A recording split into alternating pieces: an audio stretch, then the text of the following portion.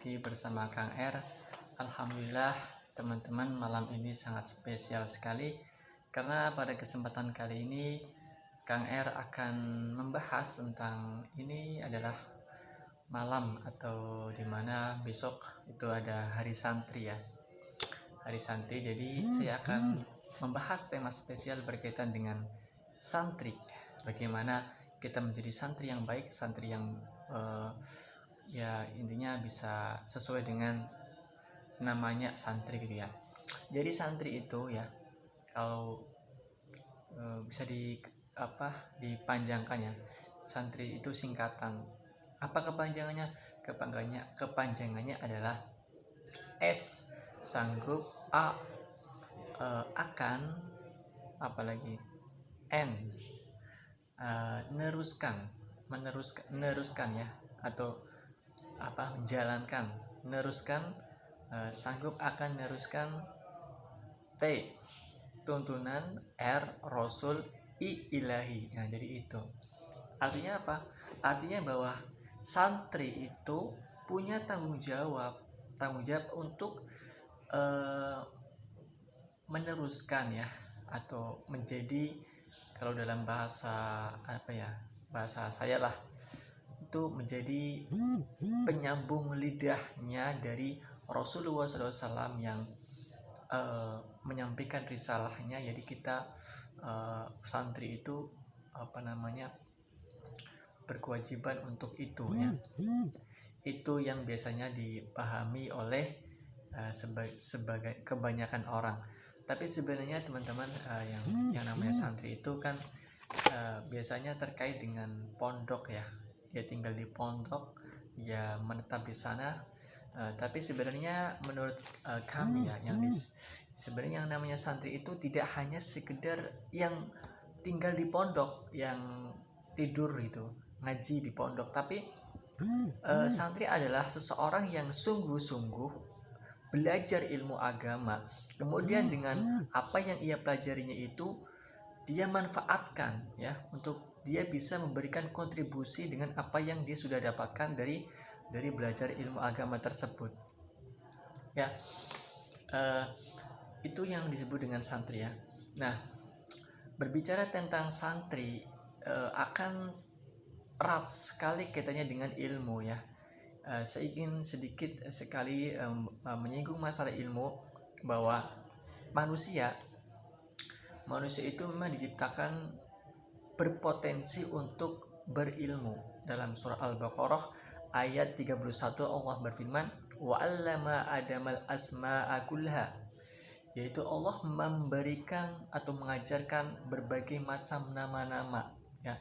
Maksudnya mengajarkan ilmu kepada Nabi Adam ketika itu, termasuk juga mengajarkan ilmu kepada kita secara tidak langsung.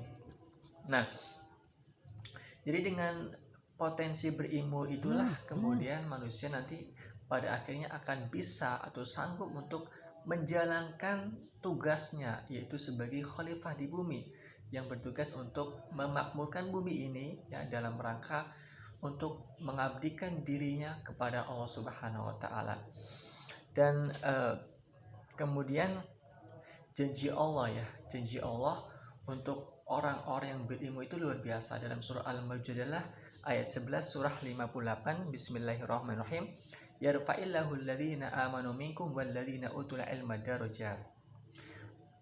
Sesungguhnya Allah akan mengangkat derajat orang-orang yang beriman dan berilmu ya, di antara kalian beberapa derajat ya. Jadi orang yang memiliki ilmu, tetapi tentu saja tidak hanya berilmu saja, tetapi dengan ilmunya dia manfaatkan, dengan ilmunya dia bisa mendekatkan dirinya kepada Allah Subhanahu wa taala, maka itulah ilmu yang akan mengantarkan seseorang itu diangkat derajatnya oleh Allah Subhanahu wa taala. Dan makanya dalam satu ayat dalam surah Fatir surah 35 ayat 28, Allah Subhanahu wa taala berfirman, surah 35 ayat 28, innama yakhsyallaha min ibadil ulama. Ini adalah salah satu pujian Allah Subhanahu wa taala kepada orang-orang yang memang benar-benar berilmu. Siapakah itu? Itu orang yang hanya saja orang yang takut kepada Allah adalah mereka orang-orang yang berilmu atau para ulama.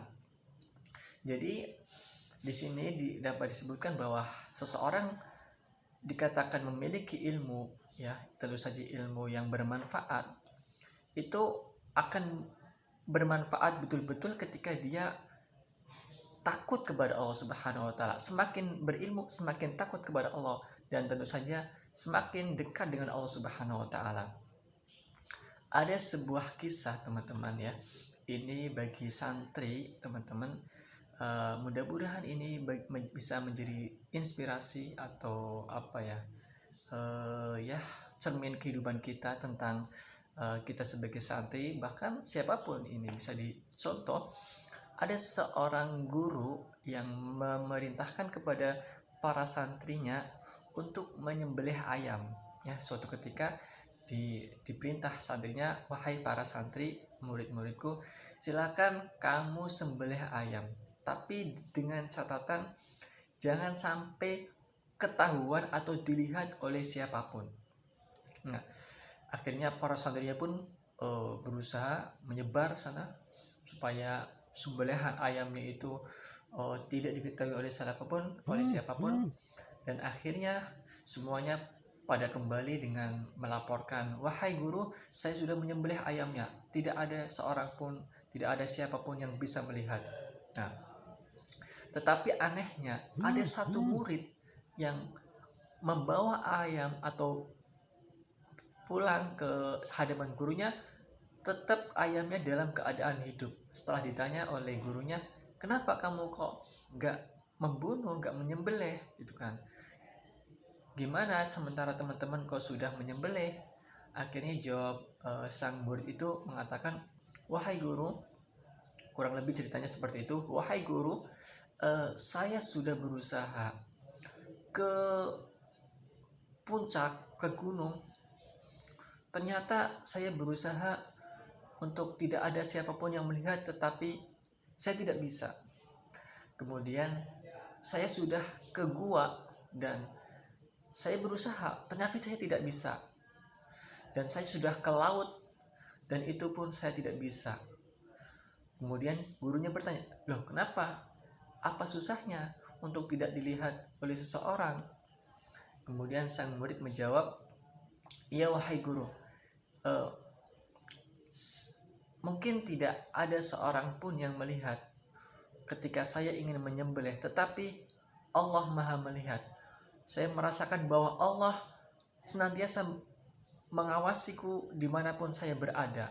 Nah, dari situlah gurunya merasa kagum dengan sikap yang dilakukan oleh murid tersebut, dan akhirnya justru murid tersebutlah yang lolos atau berhasil memenuhi kriteria dari perintah dari sang guru, sementara yang lain justru tidak lolos, gitu kan. Nah, ini adalah menggambarkan bahwasanya ketika seseorang berilmu, nah kemudian belum bisa merasakan takut kepada Allah, belum bisa merasakan bahwa dirinya senantiasa diawasi oleh Allah Subhanahu wa taala, maka ilmunya itulah bukan disebut sebagai ulama yang sejati. Karena ulama yang sejati, orang yang berilmu yang sejati adalah ketika ilmunya bisa selain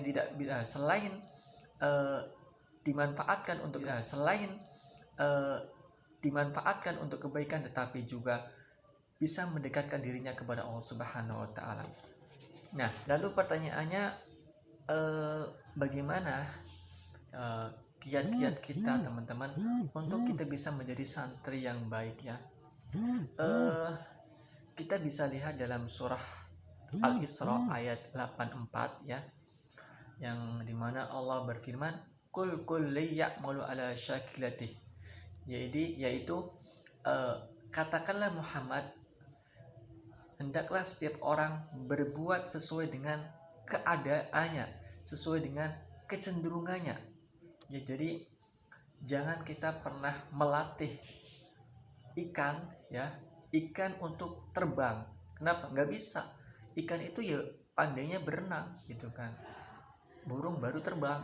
Jangan pernah latih burung untuk apa? Untuk berenang. Karena setiap orang itu memiliki potensi masing-masing, memiliki kecenderungan masing-masing, memiliki keahlian masing-masing. Dan itulah yang diperintahkan Allah Subhanahu wa taala dalam ayat ini, dalam surah Al-Isra ayat 84. Nah, makanya kalau kita lihat Rasulullah SAW ya, itu ketika memerintahkan kepada sahabat, memberikan tugas kepada sahabat itu sesuai dengan kemampuannya ya. Jadi nggak semua sahabat itu ulama, nggak semua ya. Misalnya contohnya Bilal ya, Bilal ya orang biasa gitu kan, tapi ya tetap karena dia memiliki ketakwaan ya. Maksudnya ketakwaan itu meskipun Bilal bukan seorang ulama, tetapi karena begitu cinta dengan Islam, begitu kesungguhan sang Bilal itu mengamalkan Al-Quran, itu mengatakannya Bilal menjadi orang yang bahagia. Dan beliau Rasulullah SAW menugaskan Bilal untuk menjadi seorang azan, orang yang muadzin ya, yang senantiasa melantunkan azan. Kenapa? Karena keahliannya Bilal seperti itu, untuk bisa mengumandangkan azan, memberikan orang-orang dengan suaranya lantang, keras, merdu kan, yang bisa untuk mengundang orang untuk pergi untuk sholat gitu. Nah, jadi dan ketika seseorang memiliki keahlian untuk menjadi seorang ulama, misalnya contohnya adalah Ibnu Abbas, Ibnu Mas'ud, dan itu mereka ditugaskan untuk didoakan, bahkan Ibnu Abbas untuk menjadi seorang mufasir. Dan masih banyak sahabat-sahabat yang lain yang ditugaskan untuk khusus menulis wahyu karena memang punya keahlian untuk menulis dengan bagus gitu. Nah, jadi itulah yang dilakukan oleh Rasulullah SAW ya. Nah, jadi kesimpulannya di sini teman-teman, agar kita bisa menjadi santri yang baik adalah yang pertama, kita harus mengetahui apa kemampuan kita dan kita memanfaatkannya untuk memberikan kontribusi kepada masyarakat, kepada membantu orang. Kemudian yang kedua adalah dengan ilmu yang kita miliki, hendaknya ilmu tersebut membuat kita takut, membuat kita merasa senantiasa diawasi oleh Allah Subhanahu wa taala, sehingga kita senantiasa melakukan ketakwaan, melaksanakan perintah Allah Subhanahu wa taala dan menjauhi larangannya dimanapun berada, baik dalam keadaan rame-rame maupun dengan keadaan sendirian. Baik, itulah teman-teman sekilas tentang ibaratnya katakanlah bagaimana untuk menjadi santri yang baik gitulah ya bagaimana, karena ini adalah hari santri. Baik teman-teman, itu saja ya pesan atau sharing kita. Alhamdulillah, mudah-mudahan bisa bermanfaat. Terima kasih. Wassalamualaikum warahmatullahi wabarakatuh.